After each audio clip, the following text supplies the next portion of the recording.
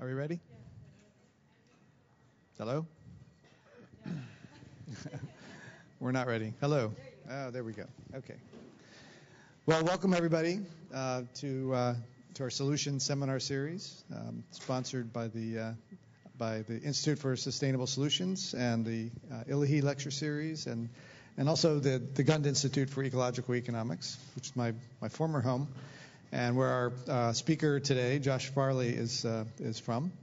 I've known Josh for quite a few years now. I think it was back in 1999 or so that we brought him over from his job at the School for Field Studies in Australia to work at the University of Maryland, where I was at the time, and then we moved together to the University of Vermont. He's got a Ph.D. in economics from Cornell, but he tells me that we shouldn't hold that against him. But he also has a master's degree in international studies and a bachelor's degree in biology. So he's a true interdisciplinary, I would say transdisciplinary thinker, and has been working on these issues for many, many years. We've co-authored many papers together, but he's also written, I guess you could say, the best-selling ecological economics textbook with Herman Daly, who I've also worked with. So we've been colleagues for quite a while. And he's got some very interesting new ideas, I think, to talk about, having to do with the financial and the biophysical crises and how they come together. So, and also, again, as is our theme for this lecture series, focusing on solutions and synergistic and integrative solutions to this financial and biophysical crisis. So, Josh. All right. So this is definitely not a canned lecture. These are kind of ideas I'm still working on. So as always in any of my presentations, I very much welcome critical feedback. And I would guess some of these ideas will probably be somewhat controversial. So to begin with, I think it's very timely to focus on our so-called current crisis. And I wanted to talk about how the conventional wisdom defines the current crisis. And based on that definition, their misdiagnosis, I would say, and the flawed solutions they present. Then I want to talk about ecological economic solutions and really begin with, how do we change these very complex systems? How do we, we have this vast system we poorly understand. How do we go about making effective change? And based on some of those ideas there, propose a new ecological economic definition of the crisis and diagnosis of the problems, and then look at how we can come up with solutions to both the financial and biophysical crises through new institutions. And then finally, I'll conclude with just some thoughts on what it really takes to open up a policy window, to get our ideas into the policy world, have them be acted on. And I'm under no illusions that the solutions I present are comprehensive solutions, nor under any illusions that they will be easy to get into the political arena. So to begin with, I would say the conventional definition of the crisis, it's very straightforward. An economic, a crisis is some kind of economic recession, which is defined as 2 subsequent quarters with no growth in GNP. It's simply our economy is not growing in physical size anymore. There's nothing about poverty, unemployment, or misery in the definition. As a result, we don't pay much attention to those things. So we're indifferent. If we're striving for economic growth, we're completely indifferent between one hedge fund manager who makes $3 billion, which is what they were making even during the crisis, or 100,000 heads of family earning $30,000 a year. If our goal is economic growth, those two contribute equally to that. But based on this definition, to restore economic growth, we've had a massive resource mobilization in the developed nations, probably exceeding anything since World War II. So we take this very, very seriously. Another issue, I'm really talking about ecological and economic crises, and taking a look at the ecological crises, climate change, biodiversity loss, resource depletion, the fact we're wiping out our fisheries, the fact we're spewing far more pollution into the atmosphere that can absorb, or pollution into our waterways than they can absorb. So the conventional view, however, that these crises are pretty insignificant.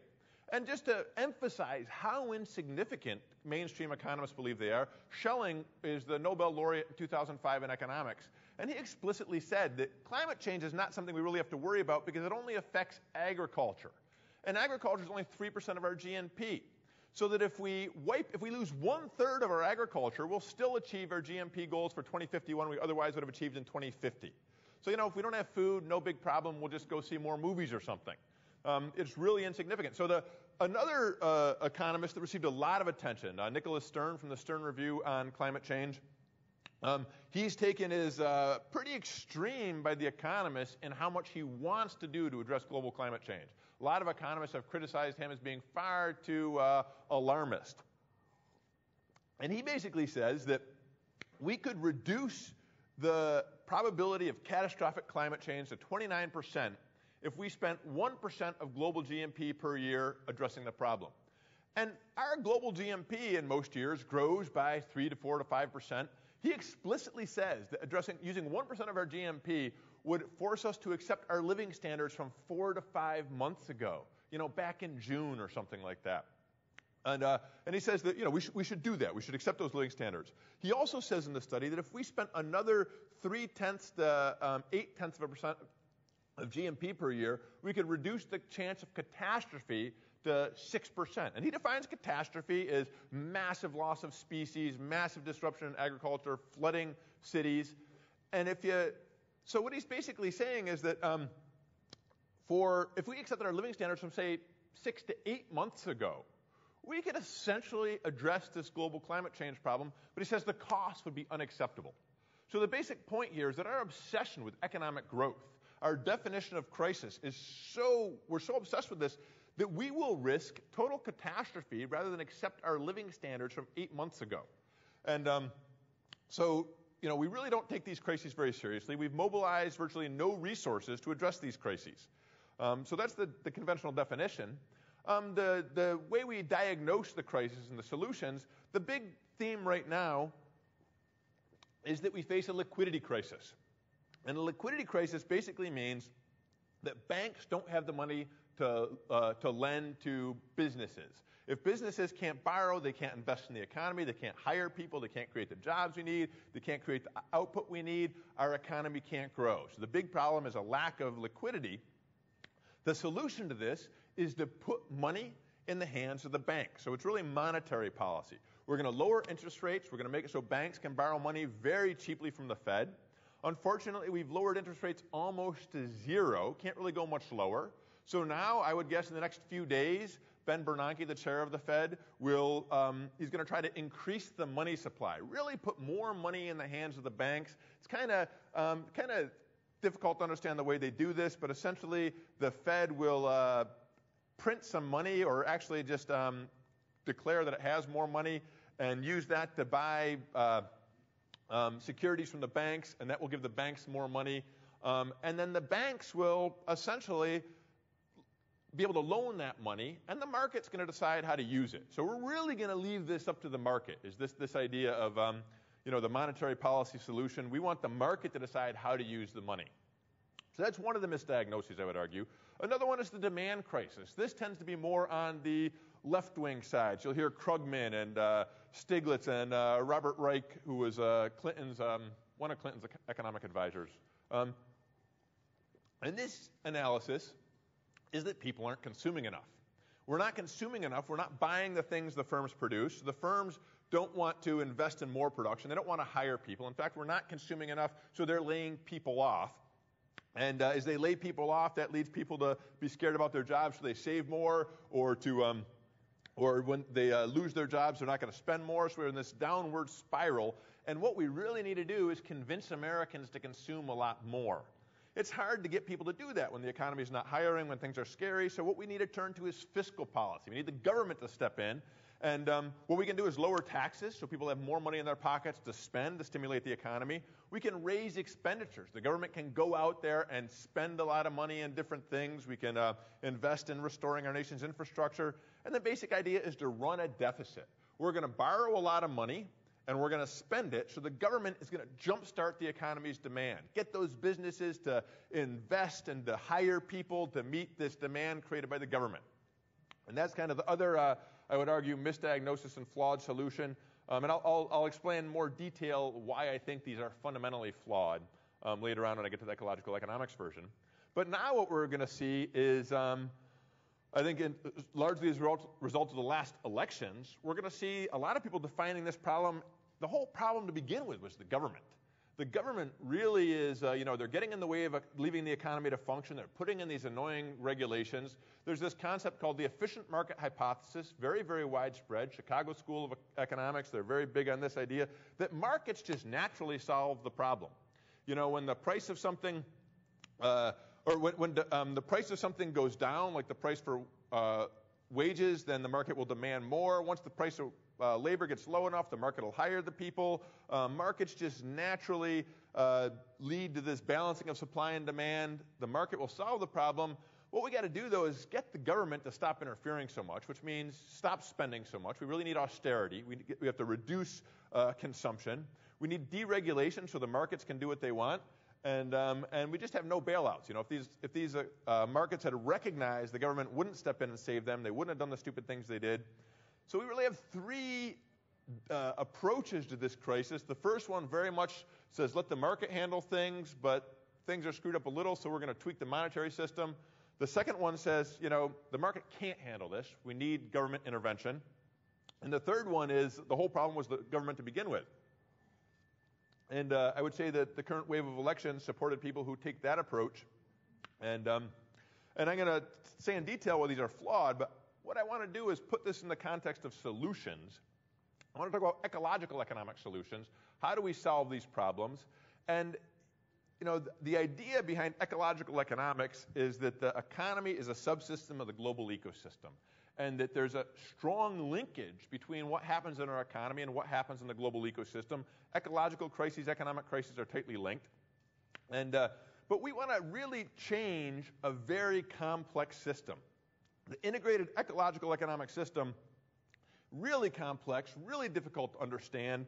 The whole is much greater than the sum of the parts. We do things, we get surprised by what happens.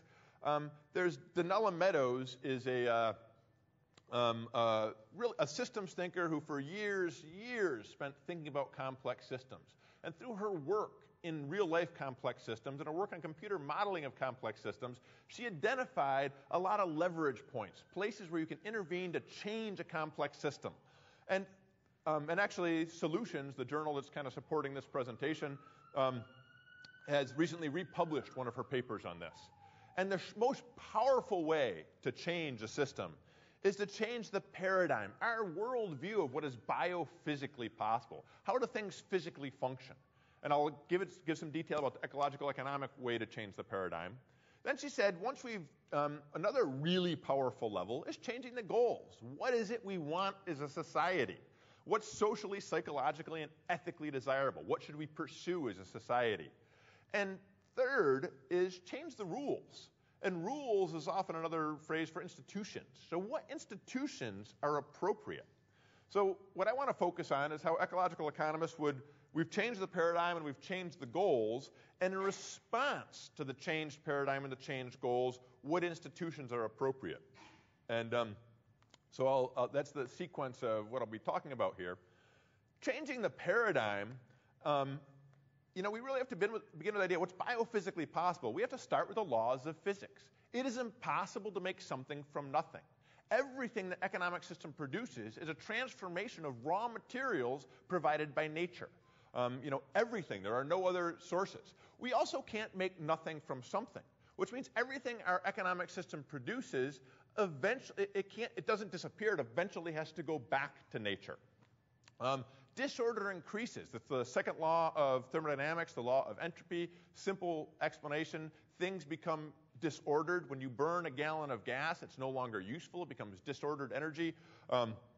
And things break down, wear out, fall apart. Everything in this room, every economic product we see here eventually will break down, fall apart, become disordered, become useless, return to nature as waste.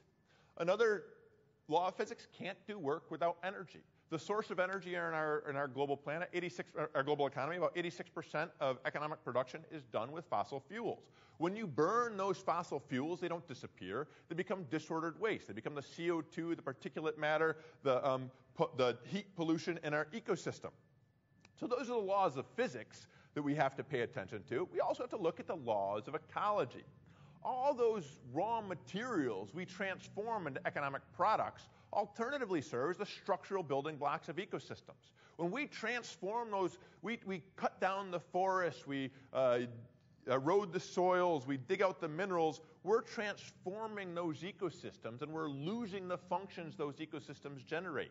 Humans, like all species, depend on healthy ecosystems for our survival. There is no species that can survive separate from the ecosystem.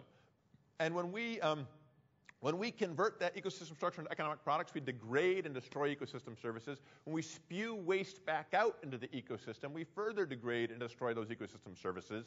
The basic idea here, every act of economic production has a negative impact on the ecosystems we rely on for our survival. And the basic idea, we live on a finite planet. It has a finite capacity to absorb our waste emissions. We need to keep a lot of the raw materials in the form of intact ecosystems to provide the services we need to survive. So continuous economic growth is simply biophysically impossible. It's not a goal we can strive for. So economists, when they define the crisis is an absence of growth, they are striving for perpetual growth. The economy has to go on and on forever. As Kenneth Boulding, a famous economist, actually said, the only people who believe in perpetual growth are economists and madmen.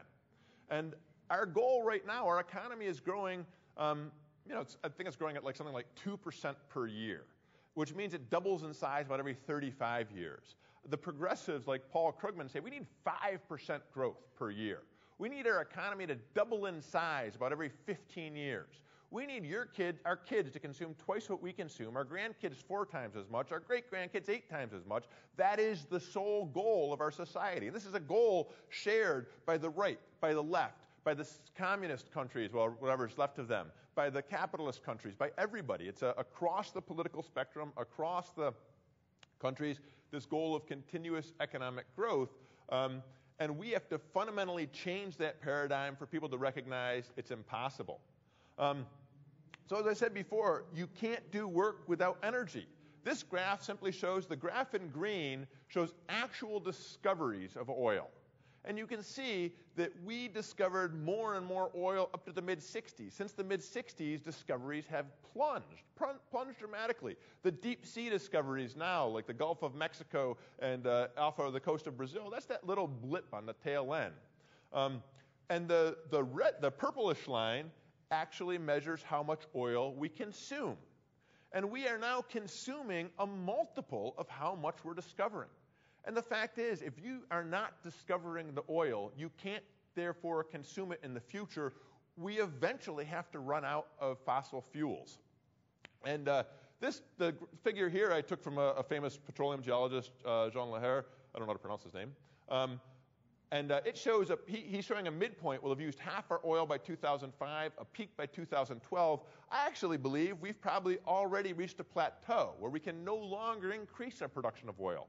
This is data from our beloved British Petroleum, and it shows actual levels in blue are the actual levels of production.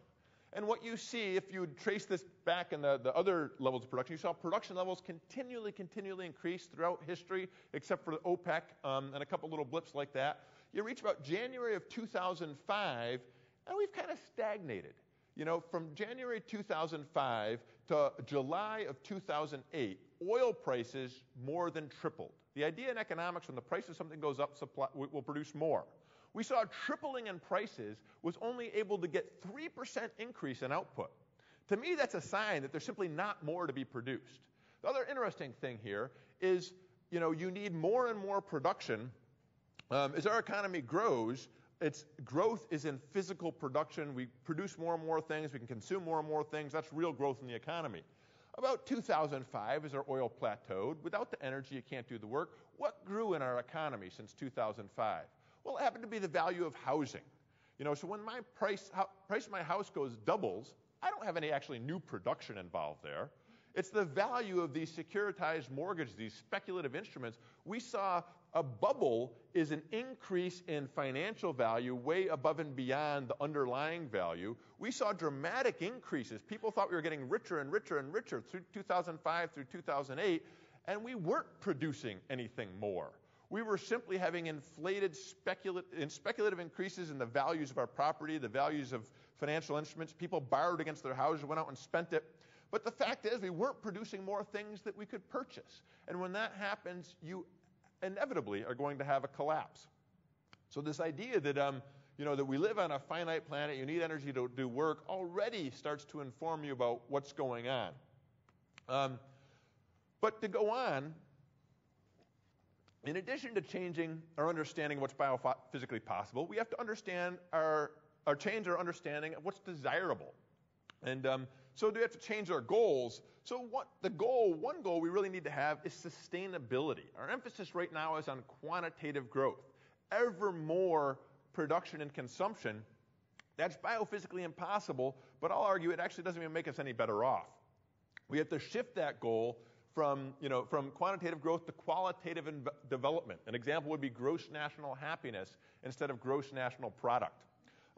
We need constant throughput, which means throughput is the extraction of raw materials from nature, raw materials, energy, minerals, their conversion into economic products, and they're spewing back into nature as waste. It's the taking from nature and spewing back to nature, that's throughput. That's what needs to be constant. We can't extract raw materials, like renewable resources, faster than they can regenerate. We can't spew waste faster than it can be absorbed. We need a constant, non-growing level of throughput. We can still have qualitative improvements. Life can get better. But throughput has to stay constant in order to have sustainability. We also need justice. If there is a finite amount of raw materials available for us to use, we have to take very seriously who is able to use those, who has access to them. And it seems that wealth created by nature or by society as a whole should be more equally distributed than it is. The United States, 4 to 5% of the Earth's population, consumes about 25% of the Earth's resources. That's probably not fair. We need to focus as one of our goals for an economic system on ending misery, poverty, unemployment. Those very things that are ignored by the conventional definition of economics. If we define an economic crisis as the lack of economic growth, we don't pay much attention to these other elements of the crisis. We simply strive for continued growth. We also, since we have finite resources, we have unmet needs, we really need to focus on efficiency. The basic idea in economics is you stop doing something when the benefits of doing it a little bit more are less than the cost of doing it a little bit more. The benefits of economic production, the more we consume, the less value additional consumption has. A few more dollars in Ethiopia go a long ways to making people better off. A few more dollars in our country do very little to making us better off. There's diminishing marginal benefits of growth, but rising marginal costs. More and more CO2 spewed into our atmosphere threatens to raise the climate, affect our ability to have agriculture, cause massive biodiversity loss, seriously rising costs. If our economy continues to grow beyond the point where costs exceed benefits, we're dealing with uneconomic growth. We're becoming worse off. So we need to focus on this efficiency. Another element of efficiency is balancing private and public goods. Private goods are those things produced by the market. They have exclusive ownership rights. If I consume it, there's none left for you. Markets have incentives to produce them. Public goods are these other things that we all benefit from. The climate stability. You can't own it. You can't buy and sell it. There's no penalty right now for destroying it. And no matter how much of it I use to grow my garden, there's just as much left for you. It's what we call a public good. We need to have an effective mechanism for deciding how many public goods society needs versus how many private goods. Public goods can also consider public health, education, a wide variety. Right now we have this emphasis on markets which only produce the private goods. So if we change our goals to focus on public goods as well, that really means we've got to rethink the institution of purely using markets. So here is just a graphic I put together that has the source. All the data sources are listed in the textbook Bob Costanza talked about. But what we show here is that the curved line, essentially what we're plotting is people's satisfaction with life as a whole. You ask them how satisfied are you with your life as a whole, 1 to 10. That is on the y-axis. On the x-axis, it's just per capita income. How much people make in a country in constant dollars. So it's all all standardized. And what you see is poor countries are pretty miserable. They are not very satisfied with life. They definitely need more income, more growth to reach a basic standard of living. But then you see, at about $10,000 per year, countries like Costa Rica, way the heck up there, one of the highest levels of satisfaction with life as a whole. And if you just look at those, once we've reached that certain level where that level of satisfaction is possible, more and more growth does very little to make us better off. The line in black is satisfaction with life in the U.S. over time. So this is the U.S. As our GNP more than doubles, as our per capita consumption more than doubles, we're not growing happier. We're not becoming wildly ecstatic. We're actually becoming less satisfied with life. As one of my friends said, if it seems that if we're going to consume 25% of the Earth's resources, we better be walking around with huge smiles on our face all the time. And if we're not, we're just wasting those resources. And it definitely seems that we are not. So changing the goals, we have to recognize that quantitative growth is undesirable as well as impossible.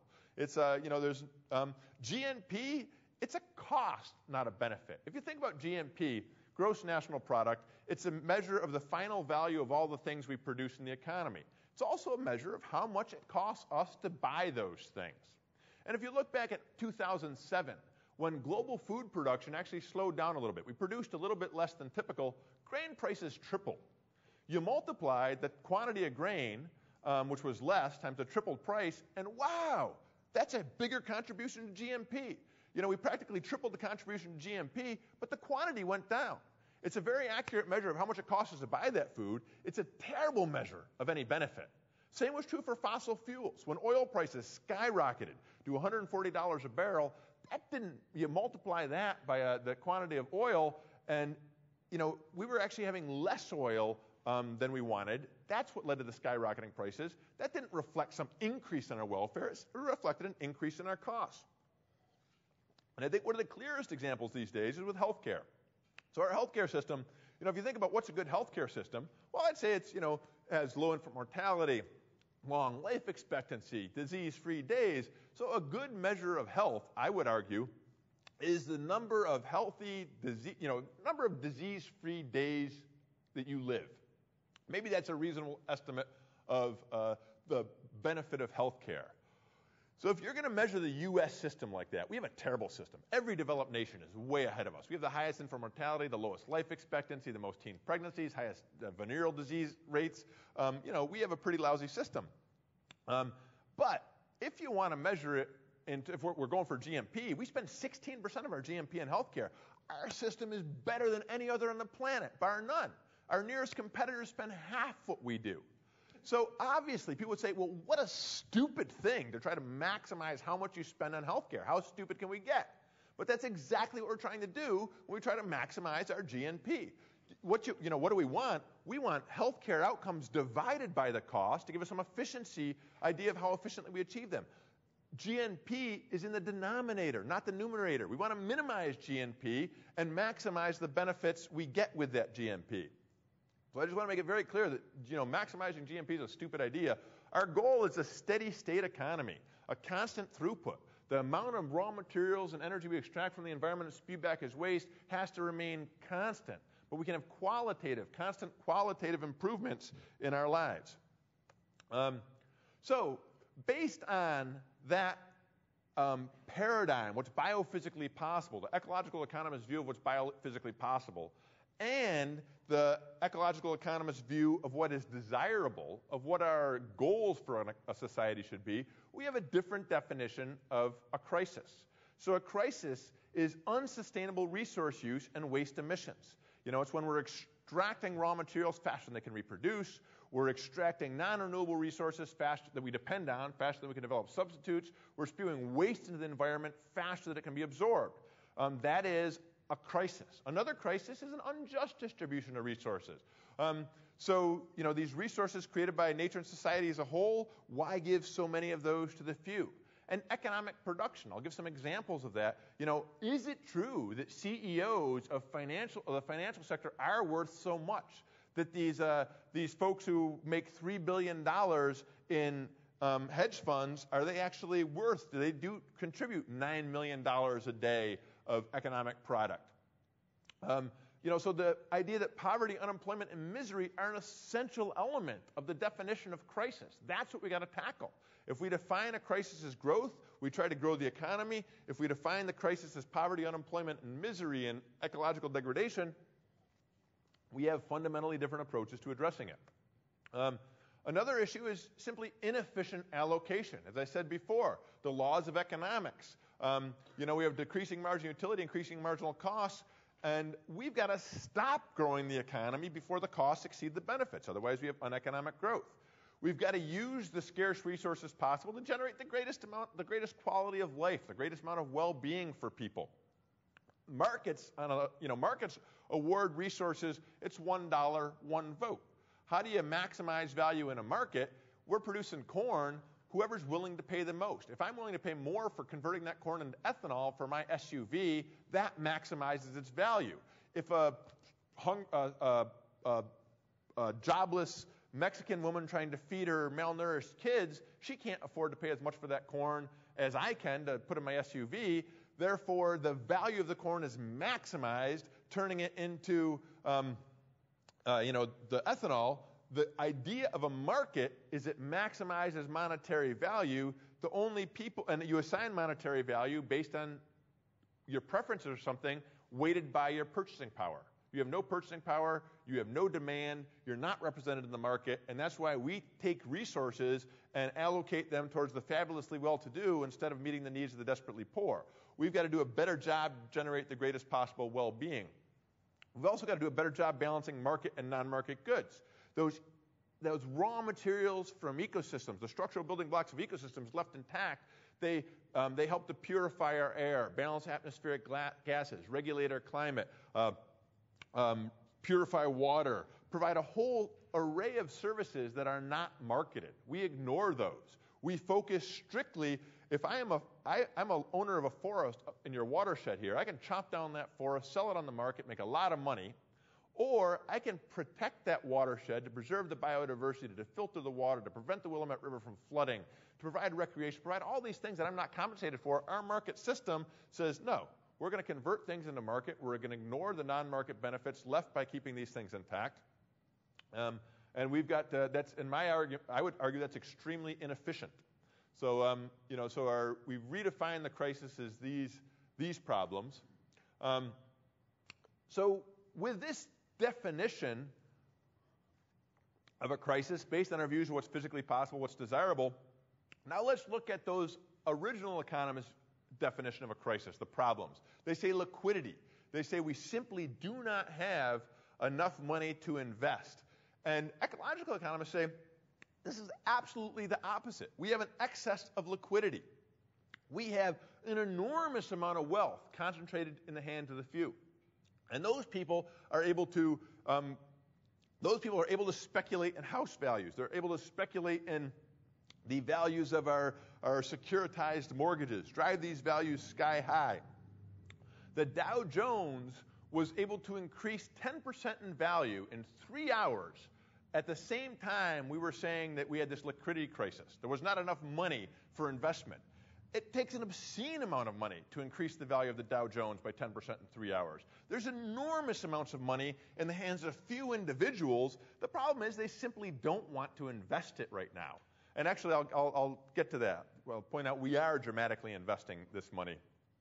But one of the problems is this idea that there's huge amounts of wealth concentrated in the hands of the few, and I'll give some figures on that in a little bit.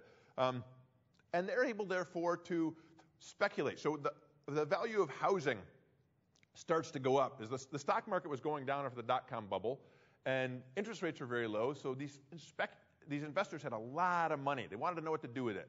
It wasn't worth investing in the stock market. They started buying land, buying houses, and that increased the demand for land and houses, which drove the price for land and houses up, which then speculators said, wow, stock markets are returning 3 to 4% a year. Housing prices are up to 10% a year. That increases the demand for housing. More people buy housing, buy real estate. And that increases the demand, therefore increasing the price. The supply of land obviously can't go up. The price goes up. So what you have in economic systems, the more you consume of something, the less an additional unit is worth. Your second slice of pizza is worth less than your first. Your second pair of shoes is worth less than your first. The more we consume of something, the less an additional unit is worth. That means that as the price goes up, the quantity consumed goes down. That's the law of economics that leads to this efficiency. In speculation, when the price of something goes up, demand goes up, which drives the price up more, which drives demand up more, which drives the price up more, which is exactly what we saw with the housing bubble. Skyrocketing prices, that can't go on forever. Eventually, it's got to have a positive feedback loop in the opposite direction. A positive feedback loop is a vicious circle. It's A causes B causes A causes B. It can be a very negative outcome and called a positive feedback loop. But this is what happened. So we saw skyrocketing housing prices. They were totally unsustainable. Somebody recognized they had a fall. They started to sell. When they sell, that drives demand down, that drives price down, that drives demand down, that drives price down. And you get these wild instabilities. And I would argue that this speculative, this concentration of excess wealth in the hands of the few, they're not using that for consumption. You can't consume the amount of wealth these folks have. They're using it for speculation to get more wealth for whatever reason. And I would argue that that destroys natural capital. Think of your forests here. You go back to the 1980s when Reagan deregulated Wall Street and allowed junk bonds. And a junk bond was you'd have a bond that had a very high rate of interest, and so you had to have a very high return on that. So these guys, Michael Milken, for example, issue a bunch of junk bonds, get a lot of money. What he wants to do with that money is buy a firm or buy a company that's got a lot of value, but not very liquid value, so they can't defend against the takeover. And that's a little complicated to explain, but the basic idea is you have all these lumber companies out here. They have a lot of forests. You can't liquidate that. You can't convert that into cash very easy, but it's worth a lot. So you get these junk bonds. You get high rates of return. You buy up the lumber companies here, and there's no way a Douglas fir can grow as fast as money in the stock market. Doug fir, probably super fast growth would be 3% a year. Stock market, any 20-year average you can look at in the last 100 years, it grew 7% per year real terms. So if I can make more on speculation than I can on growing real resources, I'm going to buy those resources, I'm going to chop them down, and I'm going to invest that, pay off my speculators or the people. So it destroys natural capital. There's very few real resources that compete with the growth rate of speculation. It destroys built capital. Look what happened here. We speculated in building all these houses. What's happened with all these houses now? They don't even have people in them anymore. We spent all these resources to build these houses. They're now rotting, falling apart, breaking, decaying. When they had a real estate bubble in Thailand, these things happen very regularly. 1997, same thing. The prices shot up. People were building like hell, and the prices go down. They stop building and just leave all the infrastructure to tumble. Destroys social capital. Social capital is this trust and the networks of relations and trust that allow us to actually to have an economy. Because if you don't trust it, you can't have an economy. How much do you folks trust those Wall Street bankers right now? How much trust do you have in your government right now is the way we responded? I would say there's been a huge erosion in trust in this nation as a result of these speculative bubbles. And I would say it wastes human capital. We have right now 10% of our population wanting to work, desperate to work, and we're just leaving them idle. I believe this is the only economic system ever invented that has unemployment. We're certainly the only species that has unemployment. So it's it's a huge waste of resources. And so there's this idea that instead of the efficient market hypothesis that everything always solves, it's the financial instability hypothesis. As soon as you have speculation, speculative demand, you're going to get prices that go up, or demand that increases in response to price increases, get these bubbles and crashes. That will characterize our system as long as you have that extremely concentrated wealth in the hands of the few who use it for speculation instead of consumption. The laws of economics, they go to equilibrium, only work when we're using our money to buy things that we use and consume. The more shoes I have for consumption, the less value each additional pair. If I'm buying them to sell, well then I can, no matter how many I have, the marginal value doesn't go down, and if the price is going up and I can buy more, then I can make money, and that leads to this financial instability. So the other part of to go on with this, what we're going to see right now is called quantitative easing 2. Quantitative easing 1 was when the Fed under Bernanke issued a huge amount of new money, and we're going to do this again. And the idea is that Bernanke is going to flood the market with money, make money cheaply available to firms. And we're doing this now. What we're seeing is our firms are actually borrowing money from the banks. Now they're getting that money. They don't want to invest it here, because why would you invest in production when nobody has jobs to buy? So what are they doing? They're sending all that money to India. They're investing in India right now. And so this is just a quote from New York Times. The Sensex index, the kind of the Dow Jones of India, it's gone up 114% since the end of 2008. Real production in India is increasing about 9% per year. These guys are making 114% returns in a little less than 2 years. So if the real production is going up by 19, their ability to capture real production has gone up by 114. We see a huge redistribution of wealth from those who aren't producing to those who are. I mean, for those who are producing to those who aren't. It says money is flooding into the stock market. So it's speculative money. We're hoping those stocks will go up. Foreign direct investment, money going into real production of goods and services, that's actually gone down in India. So we're speculating, we're not investing in real things. Here's another headline recently popular with investors: emerging markets dread flow of cash. And this is talking about the flood of this money from our big corporations and banks and everything going into Korea and Brazil. And it's going into bonds, equities, and property, not into real production. They're speculative. So what we're doing is we're creating a new speculative bubble in all these other countries, and Ben Bernanke this week or next week is going to announce ways that we can increase that speculative bubble. I think it's going to be an insanely destructive approach. And actually, I'm going to go quick through some of these because otherwise I won't get to the punchlines. So the other issue is, ecological economics. The idea about demand and distribution, there's way too much demand. The notion that our problem is Americans aren't consuming enough is just absurd on the face of it. We are facing, we have unsustainable levels of demand. We're consuming way more than our ecosystems can manage to support. And I described those 3 ways we're overconsuming before. A problem of unjust distribution. Paul Volcker was the chairman of the Fed under Carter. Certainly knows about financial systems. I liked his comment recently. He said the only contribution to the financial sector in the past 25 years was the ATM machine. The only real thing that increased values to the American population, the global population, was the ATM. But what's happened to their capturing of wealth in that time? Well, this just shows the share of profits going to percent of GDP going to manufacturing, building real goods and services, things we can consume, real physical products. That's plunged. The share going to financial services has skyrocketed. It's like over 20% of our GNP, of our gross national product, is these financial services. What are these services? I don't have time, but I'm very, very skeptical they produce anything of value. You can see the industry share of profits going to financial services past 40%. In the 2005 around there. The share of wages going to the financial sector. So their wages are almost 200% the average in industry. So we're seeing a massive redistribution of wealth to the financial sector, which increases their ability to speculate. We look at it nationally. Here's a picture. This is just the share of income going to the top 1/10 of 1% in America. And what you see, you see the 1929 crash, that huge spiral there. We had the Great Depression, World War II. This is known as the Great Compression, where we went from being a wildly unequal income nation to a very equal income nation. And those were the beautiful years of the 40s, the 50s, the 60s, up into the 70s.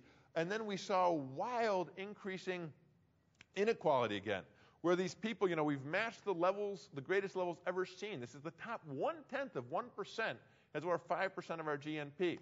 And I'll get back to that again in a second. So what we need to do now is, these are the problems. How do we solve them? And to solve these problems, we really need to focus on changing our institutions. And I got to say, most people, it's hard to make somebody's eyes glaze over faster than to talk about monetary and fiscal policy. But I'm actually going to talk about some kind of radically different ways of understanding monetary and fiscal policy, I think. And to begin with, I got to talk about money. Where does money come from?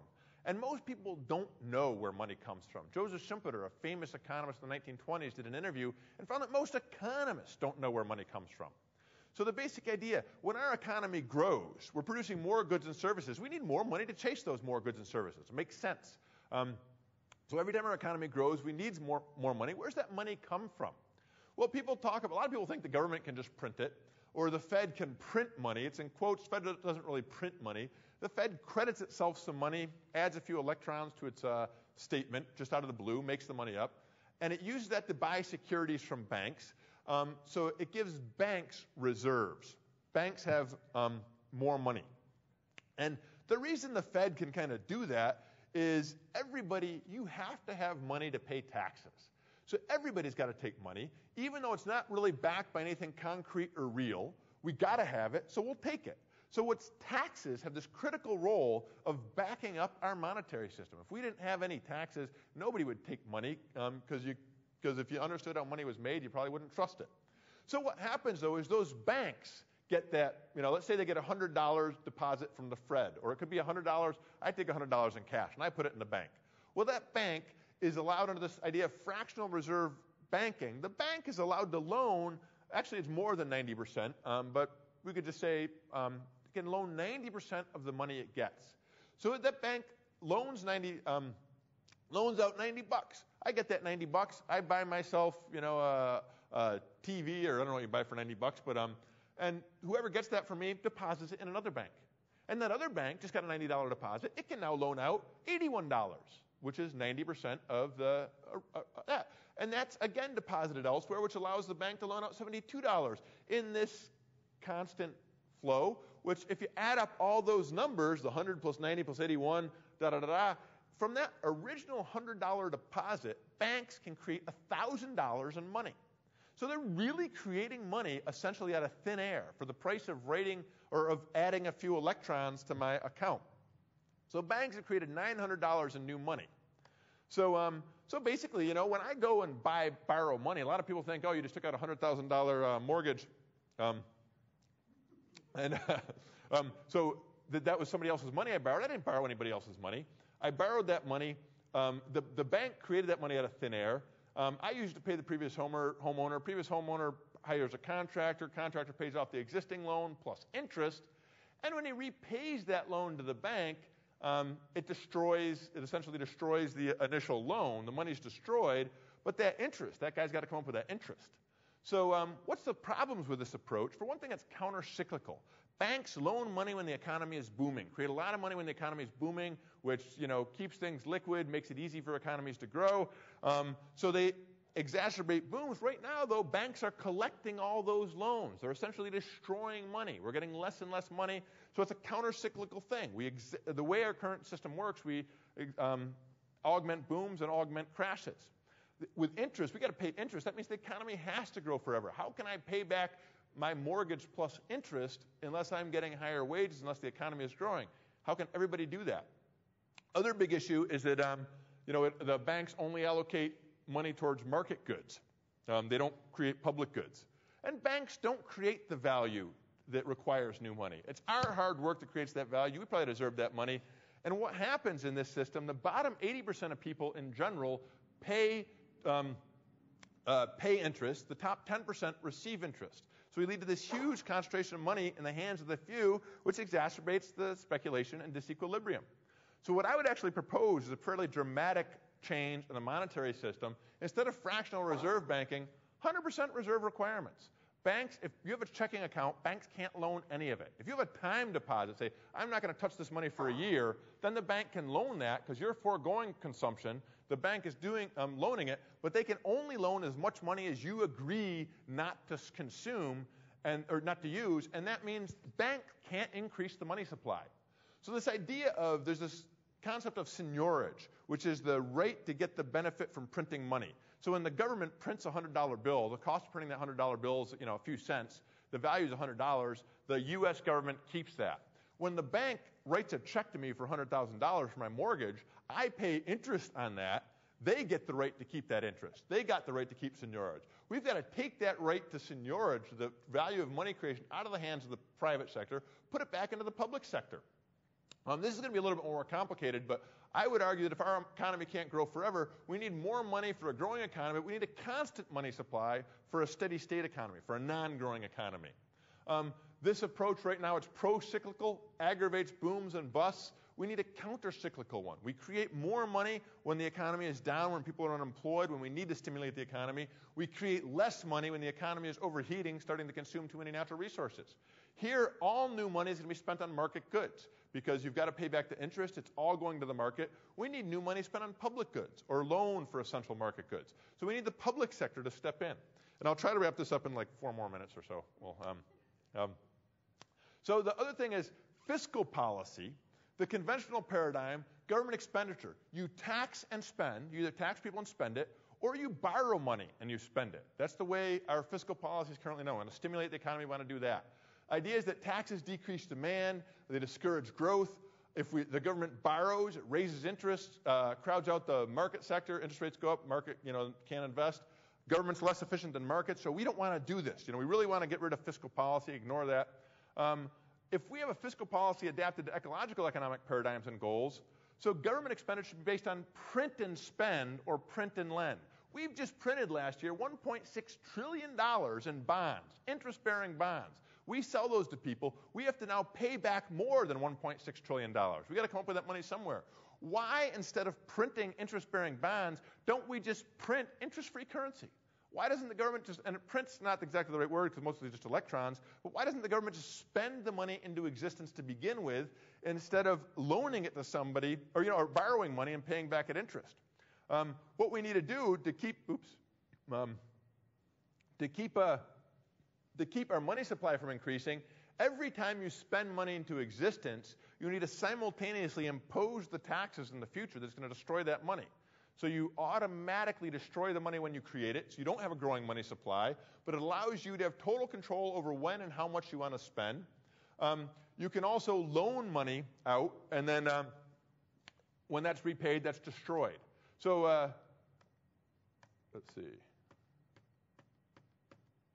What's just happened here? There we go. So the idea is that taxes, the role of taxes, it's not to get money for the government to spend, to finance government expenditure. We can create our own money to finance government expenditure. This sounds totally bizarre, but it's actually quite accurate. Taxes, the role of taxes, they back the value of money. They regulate the money supply to ensure we don't have too much. They allow redistribution. And if taxes discourage growth, that's great. This is the headline, I can afford higher taxes, but they'll make me work less. That's actually by George Bush's economic advisor. If there's somebody I think should work less, it was probably George Bush's economic advisor. But this was just a recent newspaper article as well.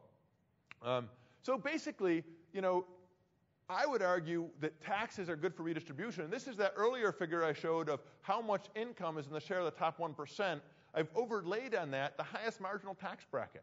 And what you see is dramatically, that when tax brackets go up, income distribution improves. So, under that notorious communist Eisenhower, 91% marginal tax bracket. Went down to 70% under Kennedy, but when you saw huge concentrations in wealth, it's after we reduced taxes. So basically, just a super quick example, and then I'm basically done. How would we use this idea to address climate change and peak oil? So take a look at it. We need new technologies. I'm not a technological, I don't think technology is the solution, but I think it's part of the solution.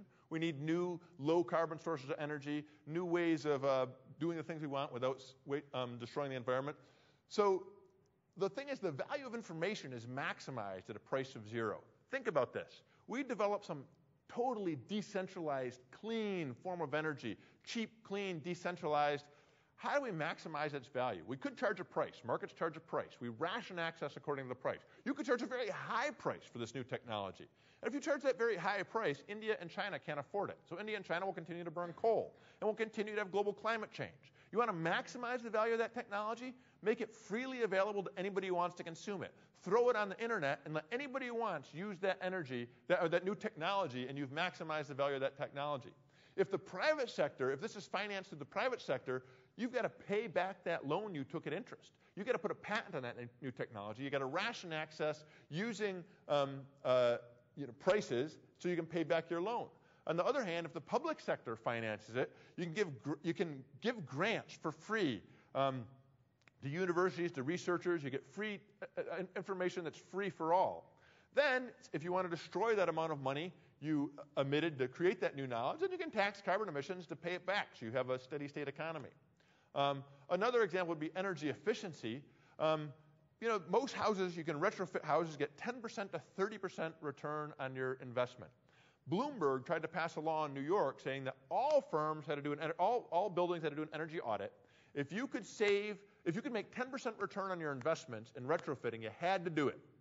And the company said, no, 10% is really good in this economy. And the company said, no, we can't get the loans. The private sector won't loan us the money. It's these high upfront costs. So an alternative, interest-free government loans to anybody who wants to retrofit like that. So suddenly, you can have loads of work for all your unemployed construction workers. Our goal is to give people jobs. Our goal is to increase their purchasing power in this time when we don't have people, the poor people are not consuming enough. So you increase the spending power for the poor. You employ your idle construction workers. You reduce your imports of oil. You really can solve the problem in a way that markets refuse to do, because Bloomberg tried to do this. The markets won't do it. So the basic idea, we've got to commit resources on the scale of the problem. We have climate change, biodiversity loss, all these serious problems. We need serious resources. And people say, we can't afford taxes. World War II, the marginal tax bracket was 96%. I think it's way more serious problems we face now. Crank the marginal tax bracket up to 99%. That's still going to leave your top hedge fund managers with $30 million a year. I think they can get by. And the other way to look at this, that per capita consumption has doubled. Each person in the United States now consumes twice as much as they did in 1969. Poverty's increased. We have a higher poverty rate. Satisfaction with life has decreased. So we haven't gained anything from all that doubling. But what it implies to me is if we spent half of our GNP going back to a 1969 standard of living, that would not be that miserable a sacrifice. We'd probably be fine. We could do very well. And we could solve these problems and really address the issue. So I would say that resources are not the issue, but rather political will is. And I'll just cut short here because I want to give time for questions. I did have one more slide talking about, this is mighty pie in the sky. And I guess just one part of this, I will say, how do we open a policy window? People say, you're talking about really radical change. And I would actually say that the changes in our economic system over the past 30 and 40 years are far more radical than what I'm talking about now. 30, 40 years ago, the economy was based on buying and selling real goods and services. International trade, for example, buying and selling real goods and services. Today, international trade is about buying and selling financial instruments. It's speculation. We've gone from an economy based on real production, real consumption, to one based on wild financial speculation. So the things I'm proposing, I would say, are less radical than the transformations in our economic system and the transformations in our global ecosystems than what have happened in the last 35 years anyway.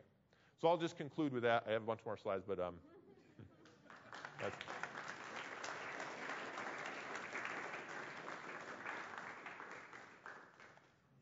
And more than happy to take any questions.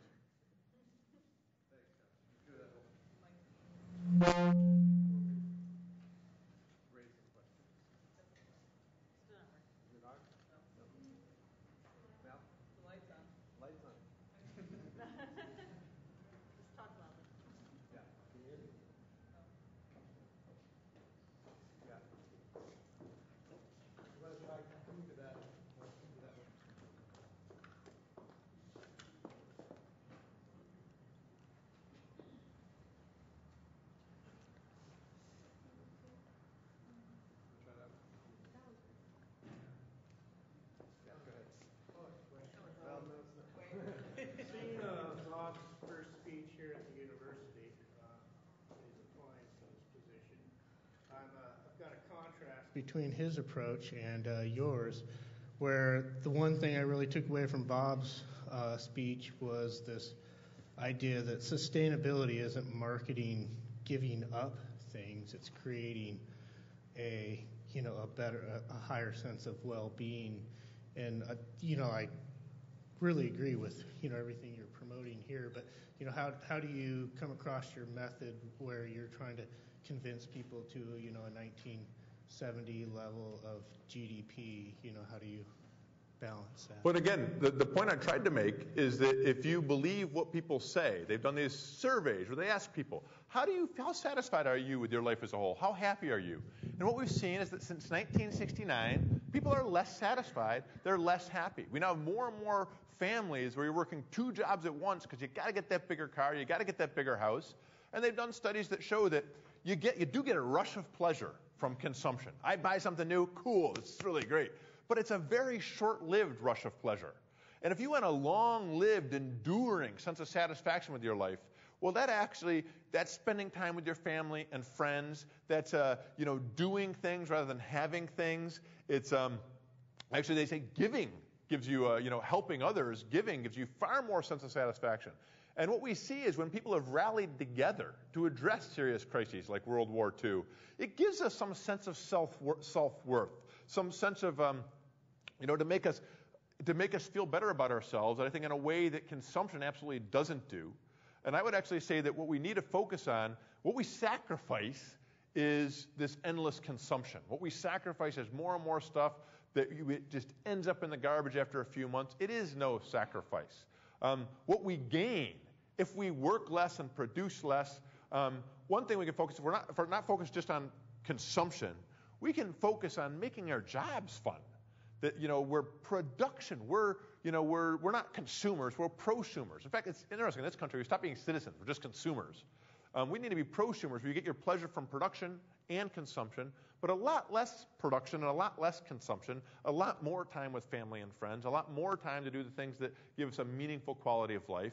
And what they find is that we're on this treadmill. People feel well off, or people feel happy when they compare themselves to others and say, I have as much as my neighbor, or I have more than my neighbor, I feel good. So somebody who makes $190,000 a year, living in a neighborhood of people making $250,000 a year, feels really poor. Somebody making $25,000 a year, living in a neighborhood where people make $20,000 a year, feels quite well to do. And the problem is if you jack up everybody's income all the time, it's a treadmill. We're not getting ahead. It's the level of status has, we've got to have more to feel, to keep up with the Joneses. Which I always think is interesting, keeping up with the Joneses, having as much consumption as your neighbors. Or the other phrase is cocaine. You always got to snort more and more cocaine. You always want more. You're never satisfied. So jonesing is, I'm jonesing. I can't get satisfied. I got to have more. And that's what consumption is. It's jonesing. A lot of the change necessary falls on political will. And in your experience, have you seen that's actually happening in the political world that's enabling the changes necessary? And again, this is the thing, is that what I was going to show here is talking about how do you open up a policy window? How do you actually get your ideas? And these are pretty far-fetched right now by most people's standards. And what they say is, people who do research on this, the first thing you need to do, they call it the problem stream. You need to define the issue as a problem. Right now, growth is defined as the solution. We redefine it as a problem, as something that's consuming our natural resources, polluting our air, stressing us out with overwork. So we redefine this new problem as excessive growth, and which means redefining these other issues of sustainability, justice, and efficiency as real goals. Once you've redefined the problem, you need to come up with what they call a policy stream. What are the policies we need to address this problem? And that's where we are here, trying to figure out the policies needed to address this problem. And this is a tiny, tiny speck. There's a huge array of changes required. I focused on tiny little elements of monetary and fiscal policy. Then the third stream you need is what they call the political stream. You've got to get the politicians who will accept your definition of the problem and your policy solutions. And you've got to get a public that is willing to do that too. So that's the huge change. And to do this very much ties into Donella Meadows' stuff about we've got to change our understanding of what's biophysically possible and what's socially and psychologically desirable. This is where we're working on right now. One of the things they say, though, that can really speed this process is some kind of focusing event, some kind of big problem that emerges that actually shows that your analysis of the problem is correct, your definition of the problem is correct, and that your policy solutions are correct. So, some of these major crises, Katrina, the damage to the ecosystems outside of New Orleans allowed that to do far more damage. The evidence of global warming could be some of those focusing events. And this current financial crisis, where economists always told us that markets always lead to stable prices and equilibrium. And we just saw this focusing event where it became incredibly obvious that increasing prices, increased demand, increased prices, increased demand, wildly unstable systems that lead to catastrophic impacts on our well-being. So these are some of the focusing events to get people to suddenly listen. And it's true that prior to this crisis, the efficient market hypothesis was everywhere. Everybody believed that markets solved all the problems. And it's very interesting that, Bob and I and other ecological economists have been writing about problems with this current system for a long time. We were kind of like scoffed at. And I love now going and giving class saying, here's stuff we were saying years ago. Suddenly all the economists recognize that their ideas were wrong. So we do have, in fact, when I say Chicago school economists, they're the hardest core, fundamentalist free market advisors to Pinochet. And one of their leading guys, Judge Richard Posner, just wrote a book called The Failure of Capitalism, because he recognized all their ideas were wrong. So we're kind of poised to step in and say, well, here is what we've been saying for years, and here is the way we'd redefine the problem and offer the policies.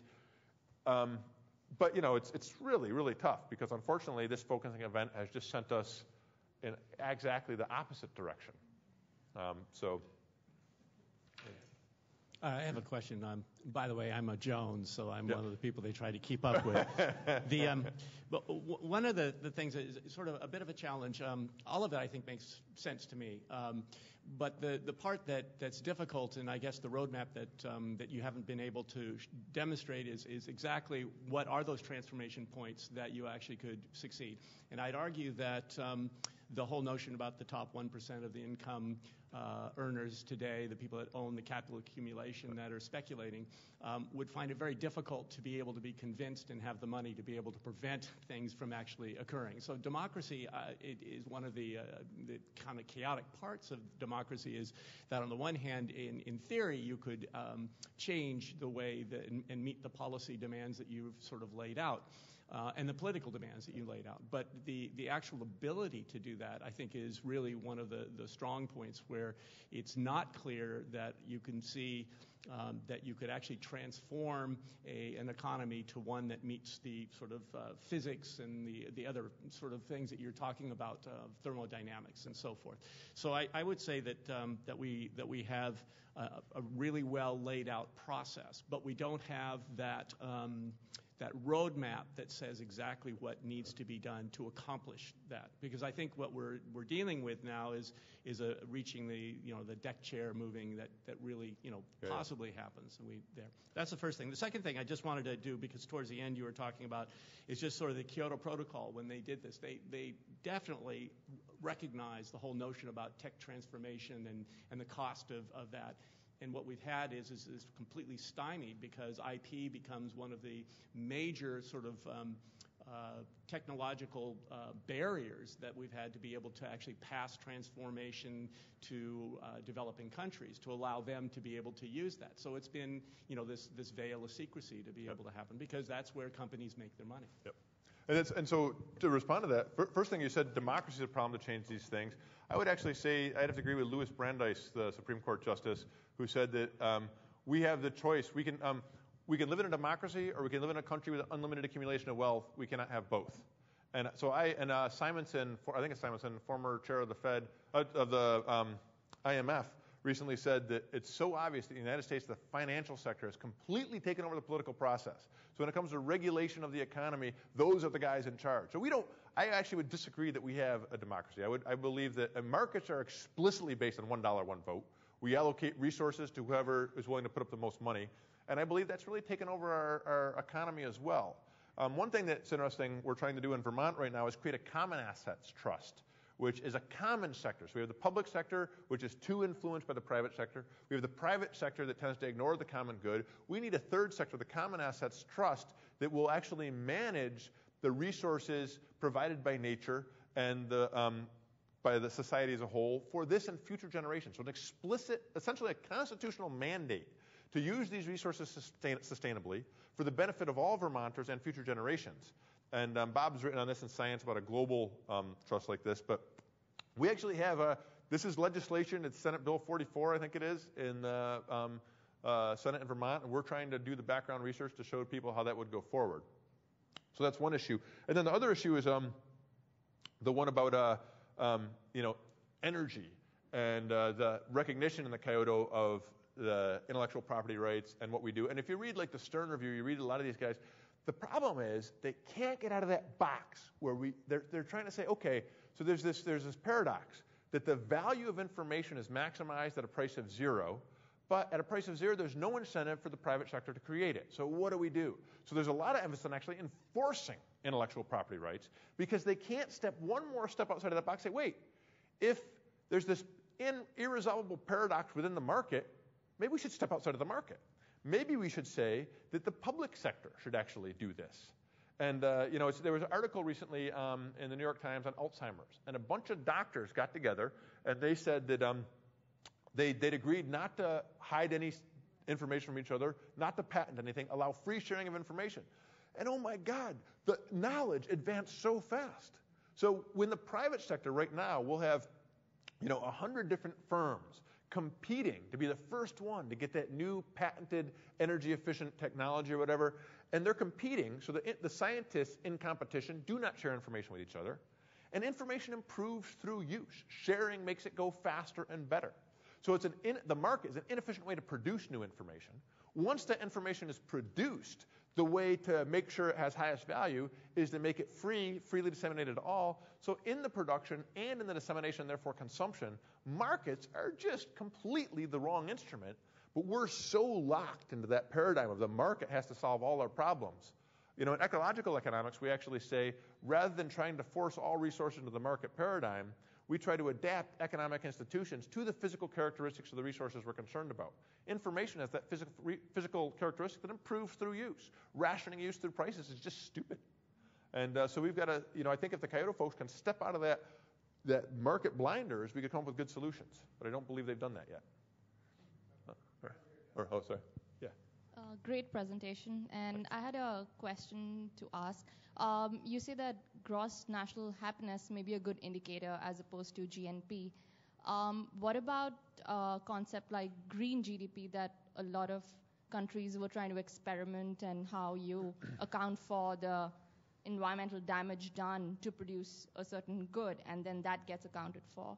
So do you think that's being considered, and what are the options? I think it's a dramatic improvement on conventional GNP because it really accounts for some of the explicit costs. But again, it's always based on that idea that more consumption is better. Our goal still is to maximize consumption. We're going to deduct the things that decrease our welfare, but the goal is ever increasing consumption. There's limited evidence that in the wealthy countries it's ever increasing consumption makes us any better off. So if we target directly what it is, we should really target quality of life. Happiness alone is not enough. We want more than just happiness. We've got to target quality of life. We want to quantify quality of life is a challenge.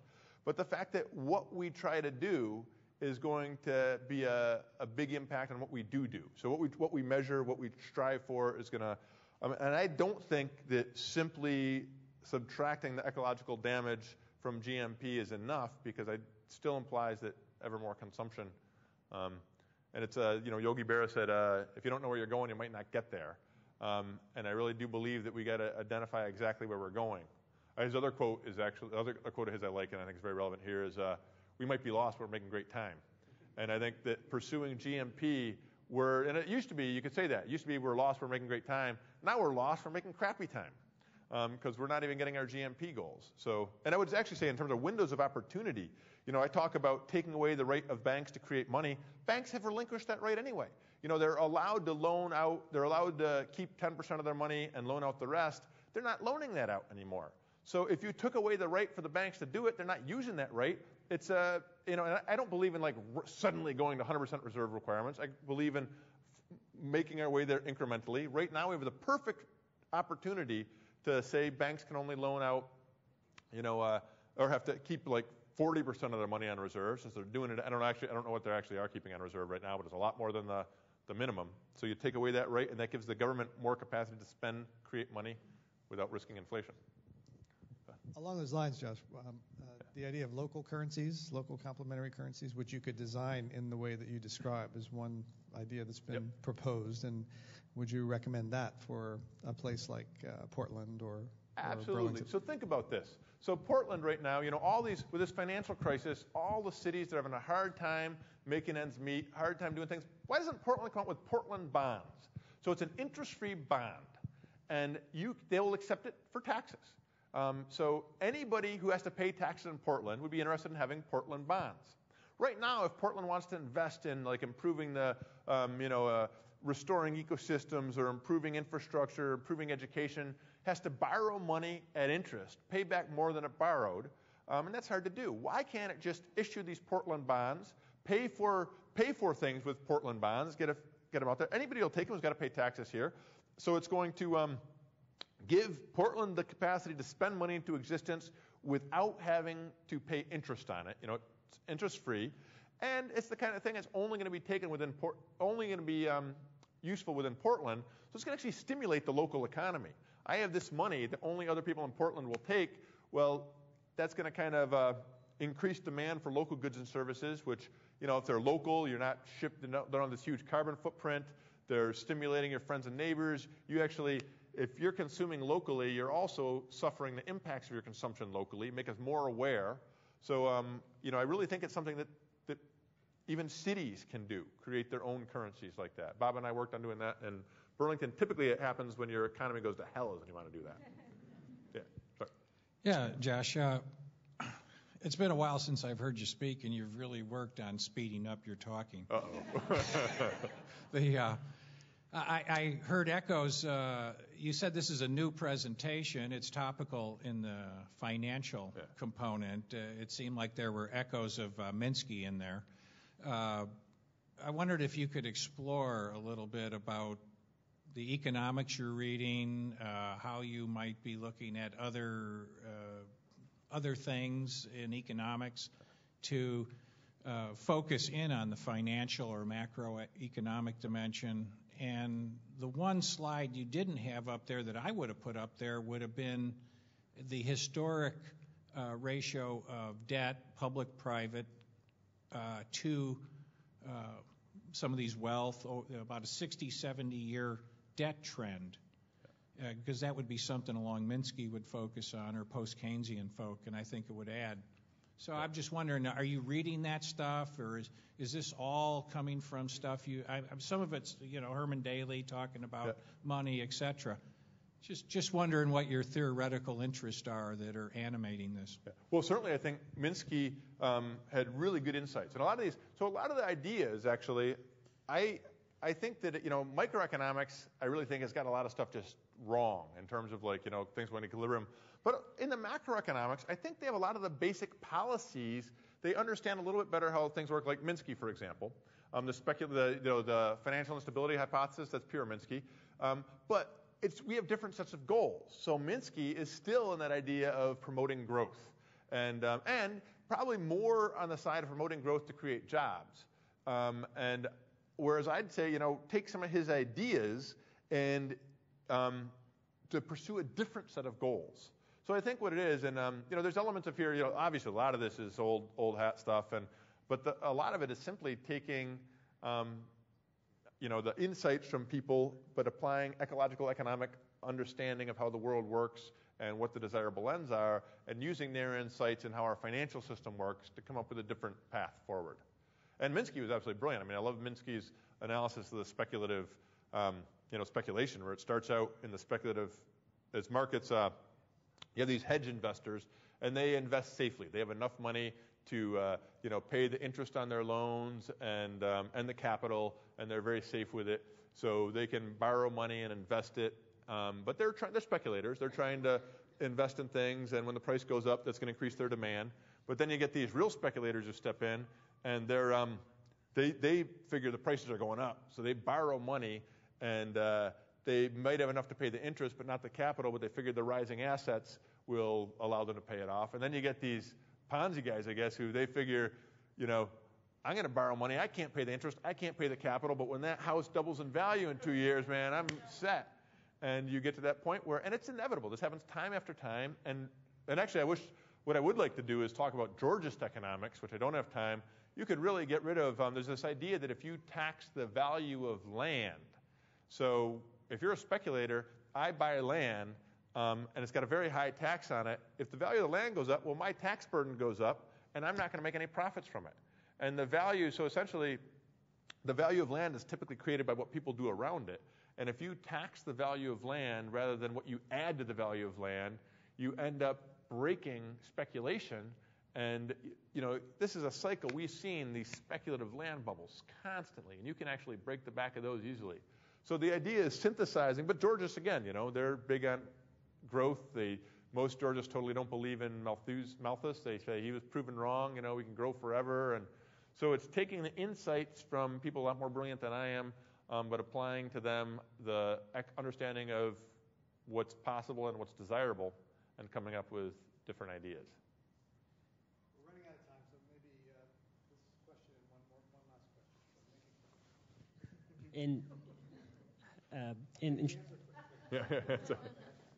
In traditional economics, there's a connection between growth and employment. And so I was just wondering, what was your kind of opinion of the relationship in an economy that is consuming much, much, much less? Yeah. Well, and the deal is that, growth and employment, the way we typically get growth, we develop these new technologies that are more efficient, meaning they displace labor. Typically what we've done is our new technologies use less labor, more fossil fuels, and we've considered that efficiency. But our goal is always to figure out how to produce things with less and less, fewer workers.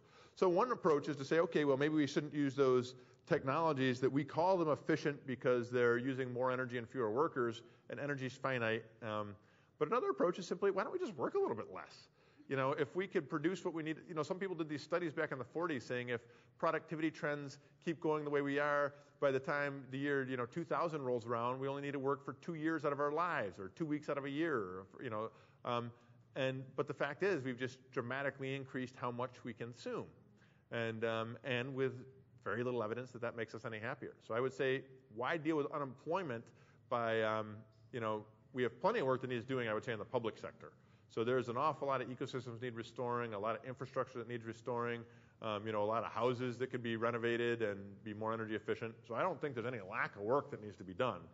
And I think we can work a little bit less on the jobs that are out there, fewer hours to have more people, and also have target our work to meeting, providing public goods, and that's going to require more of a role of government, and that's a very unpopular thing to say right now, but.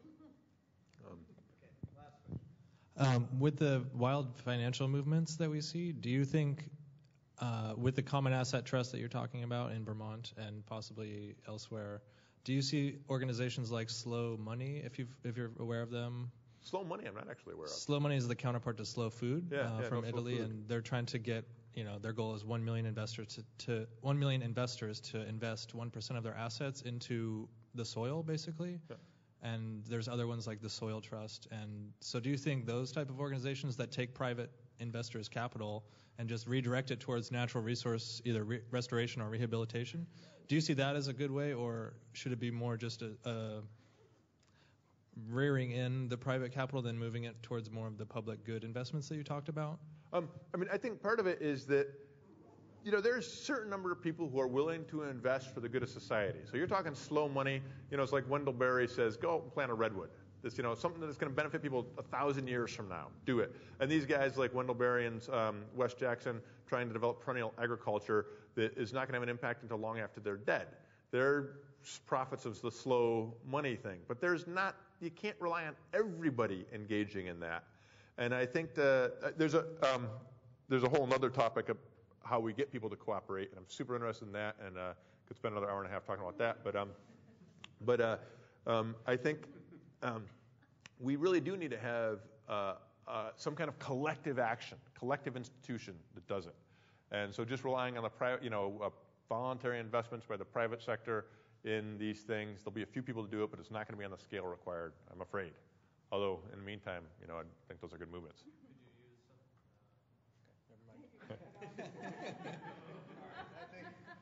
Let's thank Josh again for.